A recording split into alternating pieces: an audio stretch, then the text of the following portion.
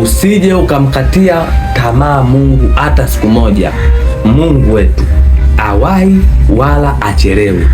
Wakati wa Mungu ni wakati sahihi sana, mtumishi wa Mungu. Mungu huwa anampa mtu kile kinachomstahili na sio anachokitaka yeye.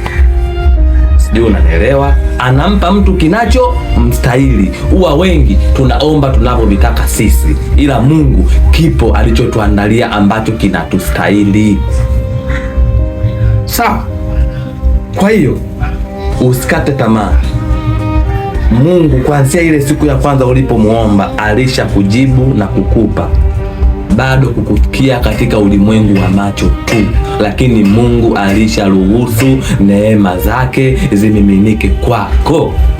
Amina, mtumishi wa Mungu. Angalia hii video ambayo unaiona hapo chini, hakikisha unaangalia mpaka mwisho.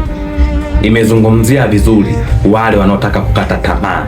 Hakikisha unaangalia mpaka mwisho. Nasikia kukuambia maneno haya, hata iweje usijaribu kumkatia Mungu tamaa. Hata kama jaribu lako limekaa kwa muda mrefu, lisikufanye umkatie Mungu tamaa. Hata kama jaribu lako limekuliza, limekukosesha usingizi, usijaribu kumkatia Mungu tamaa. Ibrahimu pamoja na jaribu la utasa kwa miaka 99 hakumkatia Mungu tamaa. Maandiko yanasema yeye asiyekuwa dhaifu wa imani hakukonsida hali ya kufa kwa tumbo lake Sara, ila aliiangalia ile ahadi akatiwa moyo na ikampa uvumilivu. Inawezekana umejikatia tamaa wakati saa ya Mungu imekaribia, na ukiona jaribu limekuchosha na limekufikisha mahali unasikia kuchoka, ujue umekaribia kuvuka. Umekaribia kwenye muujiza, umekaribia kwenye ushuhuda.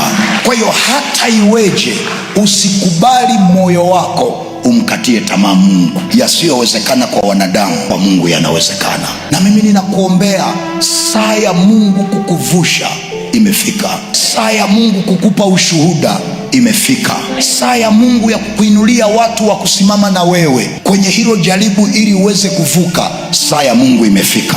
Saa ya Mungu ya kukufuta machozi imefika. Na mimi nimekuombea, Mungu aliyefanya kwa wengine afanye na kwako. Afanye haraka kukusaidia. Mungu afanye haraka kukuvusha. Afanye haraka kukutetea. Afanye haraka kukusaidia katika jina la Yesu. Never give up. Usikate tamaa.